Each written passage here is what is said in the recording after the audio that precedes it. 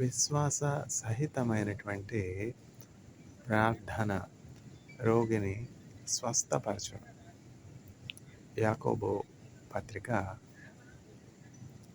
5వ అధ్యాయము 15వ వచనం.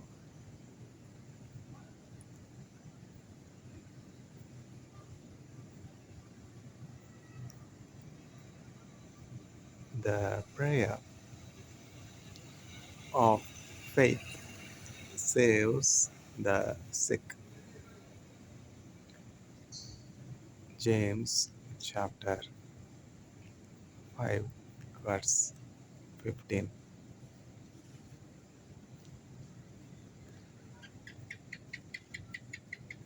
విశ్వాసయాత్ర దూరమెంతైన విందుగా తోచెనో, విరజిమ్మే బలము ప్రసరించే ప్రేమ విశ్రాంతి నొసగుచున్.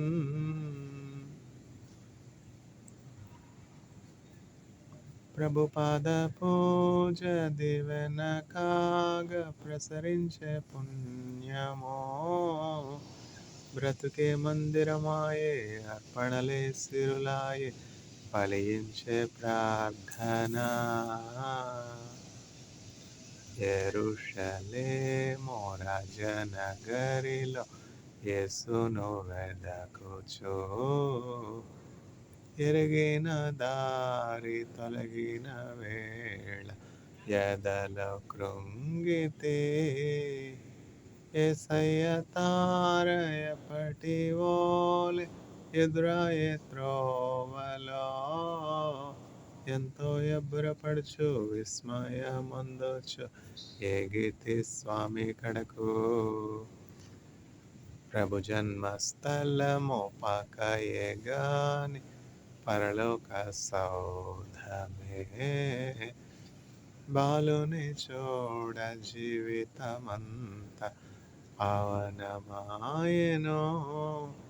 ప్రభుపాద పూజ దివెన కాగా ప్రసరించే పుణ్యమో, బ్రతుకే మందిరమాయే అర్పణలే సిరులాయే ఫలించే ప్రార్థన. మనం అందరం కూడా విశ్వాస యాత్రలో ఉన్నాం. విశ్వాస యాత్ర ఎంత దూరమైనా అది ఒక విందుగా భావించి అలసిపోకుండా ముందుకు సాగిపోవాలి. యెహోవా కొరకు ఎదురు చూస్తూ ముందుకు సాగిపోవాలి. యెహోవా కొరకు ఎదురు చూచువారు నూతన బలమును పొందుదురు, వారు అలయక పరిగెత్తుదురు, సమస్యలక నడిచిపోదురు. అట్లా ఈ జీవిత యాత్రలో మనం యెహోవా తట్టు చూచినప్పుడు, అంటే అబ్రహాము దేవుడు, ఇస్సాకు దేవుడు, యాకోబు దేవుడు, బైబిల్ యొక్క దేవుడు, ఇజ్రాయేల్ దేవుడు, యేసుక్రీస్తు ప్రభు, ఆయన తట్టు మనం చూసినట్లయితే మనకి ఈ జీవయాత్ర ఒక విందుగా ఉంటుందన్నమాట. ఈ లోకయాత్ర అంటే లోకంలో అనేక శ్రమలు ఉంటాయి, శోధనలు ఉంటాయి కదా. శోధన శ్రమలు వెంటాడిన ఓదార్చుచుండెని హస్తమో, జీవ కిరీటం నా ముందుండా జీవిత కాలం నడతును, అర్పింతునో నా దేవా నా సమస్తం నీ సేవలో, నా సమస్తం నీ సేవలో. శోధన శ్రమలు వెంటాడిన ఓదార్చుచుండెని హస్తమో, జీవ కిరీటం నా ముందుండా జీవిత కాలం నడతును.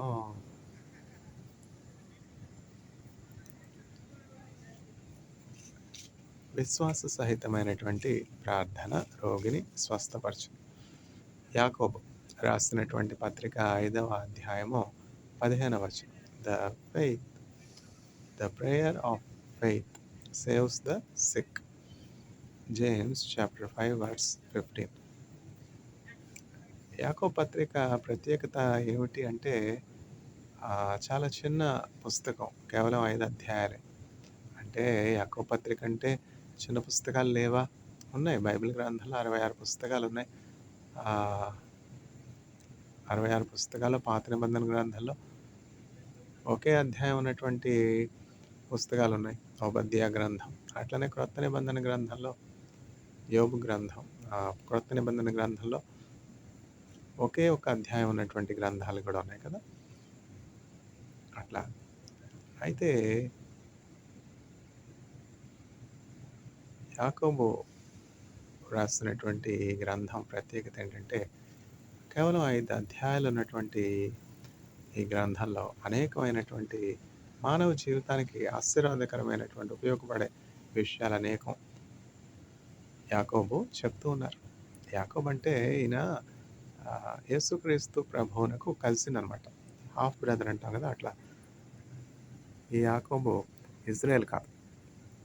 బైబిల్ గ్రంథంలో ఒకే పేరు చాలామందికి ఉంటుంది. అందువల్ల కన్‌ఫ్యూజ్ అవుతూ ఉంటారు.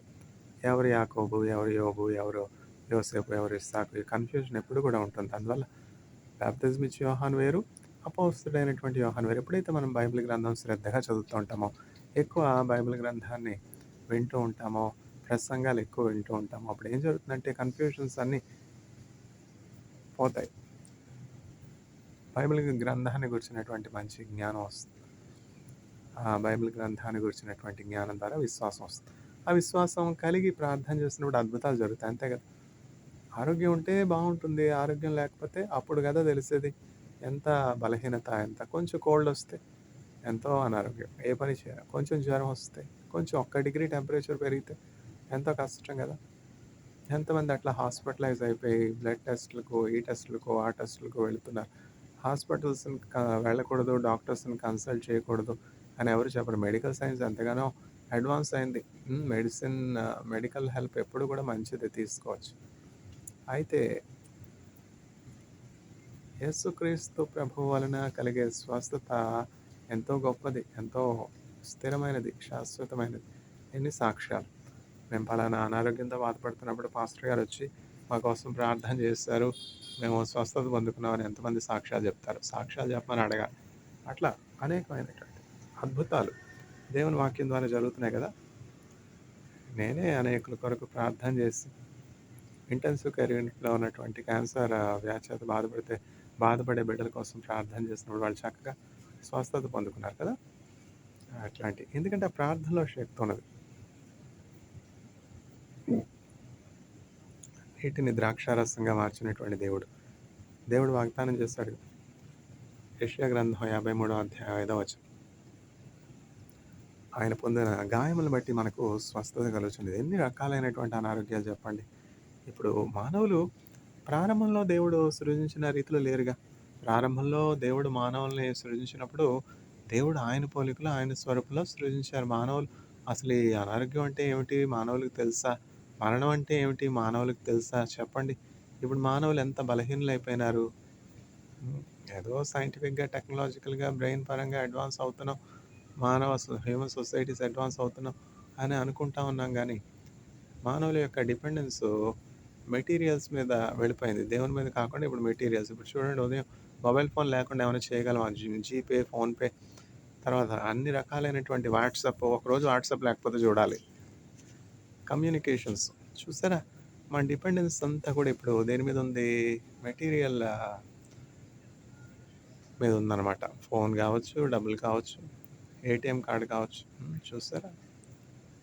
కానీ ప్రారంభంలో మానవుల డిపెండెన్స్ అంతా కూడా దేవుని మీద ఉంది. చక్కగా దేవుడు మానవులకి ఏది అవసరం అన్నది చక్కగా చేసి వాళ్ళ కొరకు ఒక తోట నాటి ఆ తోటలో మానవుల్ని దేవుడు పెట్టారనమాట. ఆదామును అవును చక్కగా తోటలో ఉంచారు. ఆ తోటలో చక్కగా ఫలభరితమైనటువంటి వృక్షాలు, ఆ వృక్ష ఫలములన్నీ కూడా వారు తినవచ్చును అని చెప్పి దేవుడు చెప్పాడు. Conditions apply. ఆ విధేయత, దేవుని పట్ల భయభక్తులు, విధేయత, నమ్మకత్వం, ఫెయిత్ అనమాట. ఆ దేవుని పట్ల ఉన్నటువంటి విశ్వాసంకి రుజువు ఏంటంటే, మీరు ఈ తోటలో ఉన్నటువంటి అన్ని వృక్షాల ఫలాలు తినవచ్చు కానీ మంచి చెడుల వివేకాన్నిచ్చే ఆ వృక్ష ఫలాన్ని మీరు తినకూడదు అని చెప్పి దేవుడు చెప్పాడు. ఫెయిత్ అనమాట, ట్రస్ట్. ఎప్పుడైతే ఆ ట్రస్ట్ బ్రేక్ అయిపోయిందో ఆ రిలేషన్షిప్ పోయిందనమాట. అప్పటి నుంచి మానవులకి రకరకాల అనారోగ్యాలు, మానవులకి మరణం చూసారా? అంతకుముందు మరణం అంటే ఏంటో తెలీదు. ఇప్పుడు ప్రతి వ్యక్తి జీవించుచున్నటువంటి ప్రతి వ్యక్తి మరణం గుండా వెళ్ళాలి కదా! మరణం ఎంత దుఃఖకరమైనటువంటి అనుభవం. చూడండి. ఆ దుఃఖకరమైనటువంటి అనుభవాన్ని, ఆ వేదనకరమైనటువంటి మరణాన్ని ఒక ద్వారంగా, పరలోకానికి చేరుకునే ద్వారంగా మార్చడానికి యేసుక్రీస్తు ప్రభు ఈ లోకానికొచ్చి, "ఓ మరణమా నీ ముల్లెక్కడ? ఓ సమాధి నీ జయమెక్కడ?" అని చెప్పి మానవుల యొక్క అపరాధాలు, దోషాలన్నీ కూడా యేసుక్రీస్తు ప్రభు మీద వేసుకొని, ఆయన సిలువలో తన ప్రాణాన్ని అర్పించుట ద్వారా ఏం జరిగిందంటే, మానవులందరి యొక్క పాపాలకు క్షమాపణ కలిగింది. ఇప్పుడు మానవులందరూ కూడా యేసుక్రీస్తు ప్రభుని రక్షకునిగా అంగీకరించినటువంటి వారందరిని అడగండి. వాళ్ళ మరణాన్ని బట్టి ఏమన్నా భయపడుతున్నారా? మరణం అంటే వాళ్ళకి భయం ఉందా అని అడగండి. లేదు. మరణం ఒక ద్వారం మాత్రమే. మేము మరణాన్ని బట్టి భయపడట్లేదు. మరణం ఇక్కడ కన్ను మూస్తే మేము పరలోకంలో కన్ను తెరుస్తాం. పరలోకంలో నిత్య జీవంలో యుగయుగాలు తరతరాలు ఉంటాం. దేవుని తోటలో మేము దేవునితో కూడా ఆనందిస్తాం అన్నటువంటి నిరీక్షణ యేసుక్రీస్తు ప్రభునందు విశ్వాసం ఉంచినటువంటి వారికి ఉన్నది కదా. యాకోబు పత్రిక ఎన్నో జ్ఞాన విషయాలతో, ఎన్నో పరలోక సంబంధమైనటువంటి విషయాలు, భూలోకంలో మనకు ఉపయోగపడే విషయాలతో నింపబడి ఉన్నదనమాట యాకోబు పత్రిక.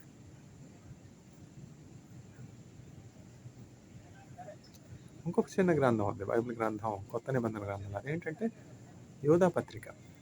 ఆ యూదా పత్రిక యొక్క ప్రత్యేకత ఏమిటంటే, అది కూడా కేవలం చిన్న పుస్తకం, కేవలం ఒకే ఒక అధ్యాయం. అందులో మనం చాలా వింతైనటువంటి విషయాలు చూడగలుగుతాం. ఏమిటంటే, మోషే మరణించిన తర్వాత అతని యొక్క ఆత్మ పరలోకం చేరలేదు. అతని యొక్క ఆత్మ బంధించబడి ఉన్నది, బంధకంలో ఉన్నది. మోషే యొక్క ఆత్మ ఎక్కడుంది? పాతాళంలో, సాతానుడు స్వాధీనంలో, బంధకంలో ఉన్నది. ఎందుకని? దేవుని వాక్యం ఏం చెప్తుంది? నరహత్య చేయరాదు అని దేవుని ఆజ్ఞ. అయితే మోషే ఒకానొక సందర్భంలో ఒక ఐగుప్తీయుని చంపాడు కదా, అది నరహత్య.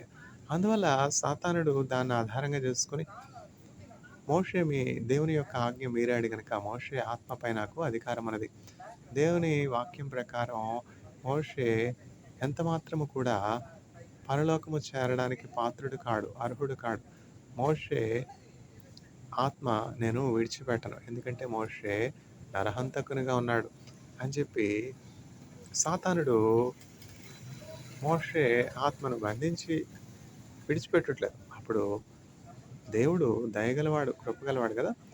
అతని యొక్క దేవుడు, ఆయన యొక్క దూత, దేవుని యొక్క దూత ఎవరు? గాబ్రియేలు దూత కాదు. గాబ్రియేలు దూత వర్తమానాలు పంపడానికి దేవుడు ఉపయోగిస్తారు. ఇంకొక దూత మిఖాయేలు దూత. మిఖాయేలు దూతను పంపించి మోషే యొక్క ఆత్మను సాతానుడి యొక్క అధికారంలో నుంచి విడిపించారు. చూసారా? సాతానుడు అనేకమైనటువంటి అవరోధాలు, ఆటంకాలు, బంధకాలు, నిరాశ, నిస్పృహ కలుగజేస్తాడు. అప్పుడు మనం కృంగిపోకూడదు. ప్రార్థన ద్వారా, విశ్వాసం ద్వారా మనం జయం పొందుకోనాలి. అనారోగ్యం కలిగినప్పుడు ఆగిపోకూడదు. దేవుని వాక్యాన్ని జ్ఞాపకం చేసుకుని చక్కగా పాస్టర్ గారిని పిలిపించి ఆ నూనె, తైలము రాయించుకొని ప్రార్థన చేసుకున్నప్పుడు ఎట్టి అనారోగ్యం నుంచి అయినా మనకు స్వస్థత కలుగుతుంది. దేవుని వాక్యం చెప్తుంది కదా, ఆయన పొందినటువంటి గాయములు బట్టి మనకు స్వస్థత కలుగుతుంది. విశ్వాస సహితమైనటువంటి ప్రార్థన రోగిని స్వస్థపరచును. ఆ విశ్వాసం ఎట్లా వస్తుంది? ఆ విశ్వాసం యేసుక్రీస్తు ప్రభునందలి విశ్వాసం వాక్యాన్ని చదవటను బట్టి వస్తుంది, వాక్యాన్ని వినటను బట్టి వస్తుంది. ఎందుకంటే Jesus Christ is the author and perfecter of our faith. యేసుక్రీస్తు ప్రభువు మన విశ్వాసానికి కర్తయు దానిని కొనసాగించువాడునై ఉన్నాడు కదా. ఆ విశ్వాసానికి కర్త యేసుక్రీస్తు ప్రభు. విశ్వాసానికి కర్త అయినటువంటి యేసుక్రీస్తు ప్రభు తట్టు చూస్తూ మన ఎదుట ఉంచబడినటువంటి పందెంలో ఓపికతో ముందుకు సాగిపోవాలి. నీ లోకంలో అనారోగ్యం వచ్చిందని ఆగిపోకూడదు, నిరాశ చెందకూడదు, ఆర్థికమైన ఇబ్బందులు వచ్చాయని ఆగిపోకూడదు. ఎన్ని రకాలైనటువంటి శోధనలు చెప్పండి.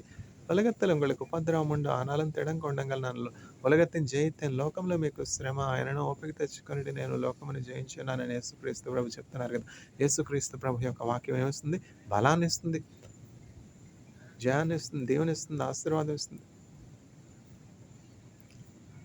మరణ పడక మీద ఉన్నటువంటి వారు, రోగశయ్య మీద ఉన్నటువంటి వారు రోగగ్రస్తులైనటువంటి వారు, బెడ్ రిడెన్ అయిపోయినటువంటి వారు, ఎన్ని రకాలైనటువంటి వ్యాధులు చెప్పండి.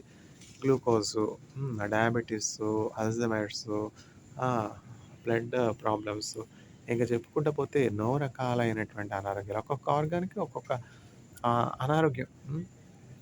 మన శరీరంలో ఒక్కొక్క అవయవం చక్కగా పనిచేయాలంటే దేవుని కృప కావాలి కదా! ఎందుకంటే ఈ రోజుల్లో తాగే నీరు కలుషితం, తినే ఆహారం కలుషితం, మనుషులు కలుషితం, మనసులు కలుషితం. ప్రతివాడు తన పొరుగువాని కొంప ముంచువాడై ఉన్నాడు. ఎట్లా మన పొరుగువానికి హాని చేద్దాం, కీడు చేద్దాం, అపాయం కలుగచేద్దాం అని ప్రయత్నించేవారు కదా! అట్లాంటి పరిస్థితుల్లో కూడా మనం క్షేమం కలిగి ఉండాలి. అంటే యేసుక్రీస్తు ప్రభువుని ఈ లోకంలో రక్షకునిగా కలిగి ఉండాలి. ఇప్పుడు ఆస్తిపరులున్నారు, ధనవంతులున్నారు, మిలియనీర్స్ ఉన్నారు, బిలియనీర్స్ ఉన్నారు. వాళ్ళ ఆస్తిని వాళ్ళు సేఫ్‌గార్డ్ చేసుకోరా చెప్పండి? సెక్యూరిటీని పెట్టుకోరా? బాడీగార్డ్స్‌ని పెట్టుకోరా? అట్లాగనే ప్రతి మనుష్యుడికి కూడా బాడీగార్డ్ అవసరం, సెక్యూరిటీ అవసరం, సేవియర్ అవసరం. ఆయనే యేసుక్రీస్తు ప్రభు. ఎవరైతే యేసుక్రీస్తు ప్రభువుని సేవియర్‌గా కలిగి ఉంటారో వాళ్ళు ఇమ్యూనిటీ కలిగి ఉంటారు. ఇమ్యూన్ పవర్ కలిగి ఉంటారు. క్షేమం కలిగి ఉంటారు. అనేక రకాలైనటువంటి సాతానుడి యొక్క అటాక్స్ నుంచి తప్పింపబడతారు. డిస్కరేజ్‌మెంట్.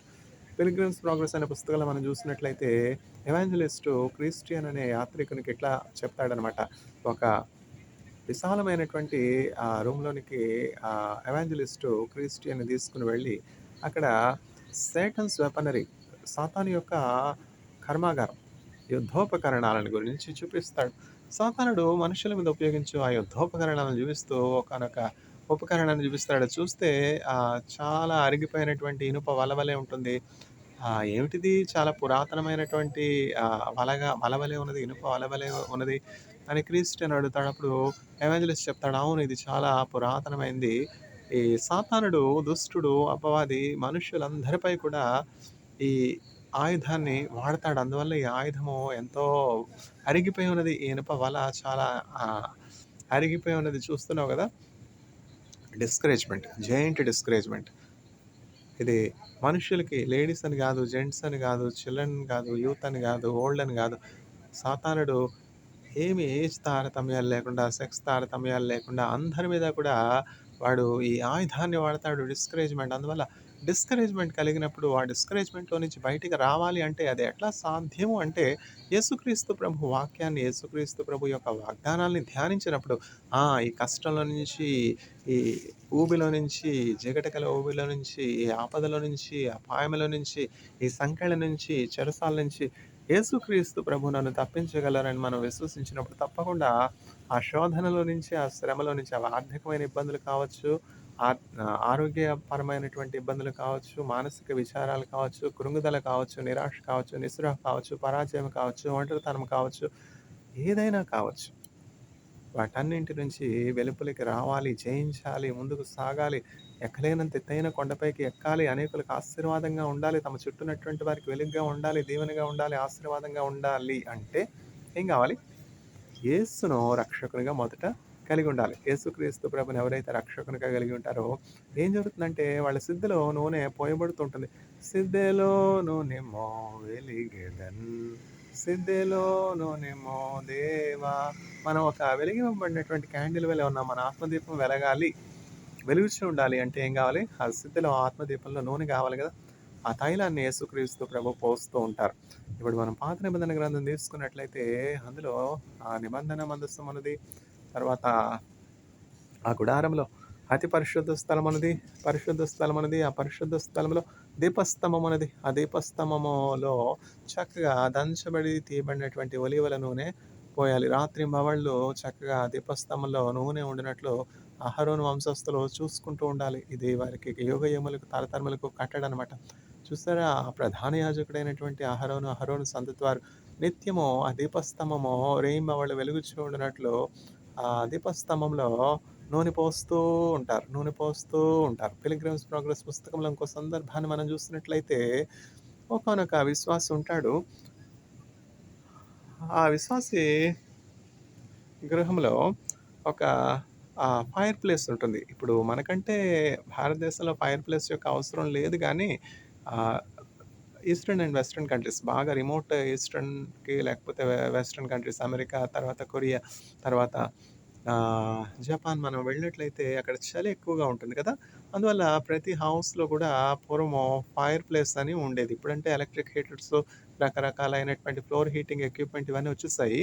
అందువల్ల ఎలక్ట్రిక్ డివైసెస్ ఉపయోగించి ఫ్లోర్‌ని హీట్ చేయడం ఇవన్నీ చేస్తా ఉన్నారు. పూర్వమైతే ఆహ్, ఏమిటంటే పూర్వము చక్కగా ఫైర్ ప్లేస్ అంటూ ఉండేది. ఆ ఫైర్ ప్లేస్ ఉండటాన్ని బట్టి ఏం జరిగేదంటే ఆహ్, వేడిమి చక్కగా ఆ ఇంట్లో ఉన్నటువంటి వాళ్ళందరికీ కావాల్సినటువంటి వెచ్చదనం ఇచ్చి, ఆ చలి నుండి ఆ కుటుంబం అంతటిని కూడా రాత్రంతా కాపాడేది.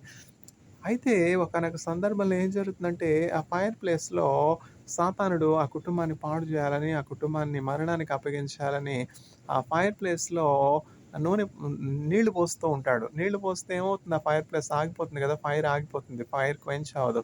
ఆహ్, ఇంటికంతటికి ఆధారమైనటువంటి ఆ లైఫ్ లైన్ కట్ అయిపోతుంది గదా! అందువల్ల సాతానుడు ఈ ఫైర్ ప్లేస్‌లో ఏం జేస్తా ఉన్నాడు? నీరు పోస్తా ఉన్నాడు. అంటే జీవనానికి ఆధారమైనటువంటి జీవనోపాధిని తీసివేసే కార్యములు సాతానుడు చేస్తుంటాడు. ఆ! ఆహార పానీయాలను బంధించే కార్యాలు చేస్తుంటాడు. మరణకరమైనటువంటి క్యాన్సర్‌ని కలుగజేస్తూ ఉంటాడు. ఇంకేముంటుంది చెప్పండి? క్యాన్సర్ అని డాక్టర్స్ చెప్పగానే కృంగిపోతారు కదా! కుదేలైపోతారు కదా! కృంగిపోతారు. అట్లాంటి కార్యాలు ఫైర్ ప్లేస్‌లో నీళ్లు పోసే కార్యాలు సాతానుడు నిరంతరము చేస్తుంటాడు. వాడి పని అదే. ఎట్లా కుటుంబాన్ని పాడు చేయాలి? ఎట్లా మానవుల్ని నిరాశకు గురి చేయాలి? నిస్పృహకు గురి చేయాలి? కృంగుదలకు గురి చేయాలి? అయితే ఎంతగా ఈ సాతానుడు ఆ ఫైర్ ప్లేస్‌లో నీరు పోసినా గూడా మంట ఆగకుండా అంతకంతకి చక్కగా మండుతూ ఉంటుంది. అదేమిటి అంటాడు క్రిస్టియన్. అదేమిటి ఎవాంజెలిస్ట్ వైపు చూసి నీళ్లు సాతానుడు అంతగా పోస్తున్నప్పటికీ గృహంలో ఆ ఫైర్ ప్లేస్ మండుతూ ఉండడానికి కారణం ఏంటి అంటే అప్పుడు ఆహ్, ఎవాంజెలిస్ట్ చెప్తాడు. వీరు యేసుక్రీస్తు ప్రభువుని రక్షకునిగా అంగీకరించినటువంటి వారు. వీరు యేసుక్రీస్తు ప్రభు నామంలో ప్రార్థన చేసే కుటుంబం. అందువల్ల సాతానుడు ఎంతగా శోధన కలుగు చేయాలని, ఎంతగా కృంగుదల కలుగు చేయాలని, ఎంతగా ఈ కుటుంబానికి హాని చేయాలని ప్రయత్నించినప్పటికీ చూడు అని చెప్పి ఆ ఫైర్ ప్లేస్ వెనుకటి భాగానికి ఈ ఎవాంజలిస్టు క్రిస్టియన్‌ని తీసుకొని వెళ్లి చూపిస్తాడు. చూపిస్తే అక్కడ ఒక తెల్లని వస్త్రములు ధరించినటువంటి ఒక వ్యక్తి ఆ ఫైర్ ప్లేస్‌లో నూనె పోస్తూ ఉంటాడు. నూనె పోస్తూ ఉంటాడు. నూనె పోస్తూ ఉంటాడు. ఆ నూనె పోయడాన్ని బట్టి ఆ నీళ్లు సాతానుడు ఎంతగా పోసినప్పటికీ ఈ తైలము పోయడాన్ని బట్టి యేసుక్రీస్తు ప్రభు ఆ ఫైర్ ప్లేస్‌లో తైలం పోయడాన్ని బట్టి చక్కగా ఆ ఫైర్‌కి ఏమి ఆటంకం లేకుండా కావాల్సినటువంటి చమురు దొరికి చక్కగా అంతకంతకు ఆ ఫైర్ ప్లేస్ మండుటను బట్టి రాత్రి కాలం అంతా కూడా చక్కగా ఆ కుటుంబ సభ్యులు ఏమి చలి తగలకుండా, చలి వలన ఏమి అపాయము, ప్రాణ నష్టము కలగకుండా చక్కగా పండుకొని తిరిగి లేస్తారు. చూసారా? మనం పండుకునేటువంటి సమయంలో మన ఆత్మను ఎట్లా ఎత్తుకొని పోవాలి, మనల్ని మరణానికి ఎట్లా అప్పగించాలి అని సాతానుడు రకరకాల ప్రయత్నాలు చేస్తూ ఉంటాడు. కాబట్టి మనం పండుకునే సమయంలో మన ఆత్మను యేసుక్రీస్తు ప్రభువుకి అప్పగించి పండుకున్నప్పుడు దేవుని యొక్క దేవదూతలు మన పడక చుట్టూ ఉంటారు. మనకి క్షేమం కలుగజేస్తూ ఉంటారు. మనకి కాపుదల కలుగజేస్తూ ఉంటారు. చూసారా? విశ్వాససహితమైనటువంటి ప్రార్థన రోగిని స్వస్థపరిచిన ఎంతమంది రోగులుగా ఉన్నారు? ఎంతమంది అనారోగ్యంలో ఉన్నారు? ఎంతమంది రకరకములైనటువంటి మానసిక విచారాల్లో ఉన్నారు? చింతల్లో ఉన్నారు? కష్టాల్లో ఉన్నారు? కష్ట నష్టములెన్నున్నా పొంగు సాగరులెదురైనా ఆయనే మన ఆశ్రయం. ఇరుకులో ఇబ్బందులలో రండి యెహోవాను గూర్చి ఉత్సాహగానము చేసెదము. ఆహా హల్లెలూయా, ఆహా హల్లెలూయా. చూసారా ఎంత చక్కని పాట, ఎంత ఉజ్జీవకరమైనటువంటి పాట. అట్లా సంఘాల్లో దైవజనులు వాక్యం చెప్తున్నప్పుడు కష్టంలో ఉన్నవారు, కృంగుదలలో ఉన్నటువంటి వారు, వ్యాధిలో ఉన్నటువంటి వారు, నిరాశలో ఉన్నటువంటి వారు, తమ జీవితంలో సమస్తాన్ని కోల్పోయి ఇక మాకు మరణమే శరణము, వేరే గత్యంతరం లేకుండా కృంగి ఉన్నటువంటి వారు, తమ జీవితంలో తమ కుటుంబాలకి ఏమి ఉపయోగకరమైనటువంటి స్థితిలో లేనటువంటి వారు, నిరుద్యోగంలో ఉన్నటువంటి వారు, పేదరికంలో ఉన్నటువంటి వారు, ఆకలి దప్పుల్లో ఉన్నటువంటి వారు, దేవుని వాక్యాన్ని విని విశ్వాసం ఉంచి ప్రార్థన చేసినప్పుడు వ్యాధి నుంచి స్వస్థత పొందుకున్నటువంటి సందర్భాలు అనేకమున్నాయి. నా జీవితంలోనే అనేకమైనటువంటి సందర్భాలు నేను చూశాను కదా! అందువల్ల యేసుక్రీస్తుని రక్షకునిగా మనం కలిగినప్పుడు సాతానుడు ఆ దీపాన్ని కారు చీకట్లో ఆపివేయలేడు. మన దీపాన్ని మండుచూ ఉండునట్లు యేసుక్రీస్తు ప్రభువు కావాల్సినటువంటి ఆ తైలాన్ని, చమురును ఇస్తూ ఉంటారు. అందువల్ల మన ఆత్మదీపం ఎప్పుడు కూడా మండుచు, వెలుగుచు, ప్రకాశించి ఉంటుంది. మన ఆత్మను సాతానుడు ముట్టలేడనమాట. The faith, the prayer of faith saves the sick. James chapter 5 verse 15. విశ్వాసరహితమైనటువంటి ప్రార్థన రోగిని స్వస్థపరచును. యాకోబు పత్రిక చదవండి 5 అధ్యాయాలు. అట్లానే యోధా పత్రిక చదవండి, కేవలం ఒక్క అధ్యాయం ఉంటుంది యోధా పత్రికలో. అంటే ఏమిటంటే స్పిరిచువల్ రిలమ్స్లో జరుగుతున్నటువంటి విషయాలు, పోరాటాలు మనకు తెలియదు కదా, మన కంటికి కనపడవు. ఇవేమి కూడా మన కంటికి కనపడవు. ఇవి మనం చదివినప్పుడు దేవుని వాక్యం ద్వారా మనం మరుగైనటువంటి సంగతులు, మన 5 సెన్సెస్కు మించినటువంటి విషయాలు మనం తెలుసుకోగలుగుతాం. దేవునికి సన్నిహితంగా వెళ్ళగలుగుతాం. విశ్వాసం కలిగి ఈ లోకంలో జయ జీవితం మనం కలిగి ఉండగలుగుతాం. మనకి, మన కుటుంబాలకి, మన చుట్టుపక్కల ఉన్నటువంటి వారికి మనం ధైర్యాన్ని ఇచ్చేవారంగా, ఉపయోగకరంగా, ఆశీర్వాదకరంగా ఉంటాం. వాక్యం వినుతున్నటువంటి శ్రోతలను దేవుడు ఆశీర్వదించి బలపరిచి విశ్వాసమును వారికి దయచేయునుగాక. ఆమేన్.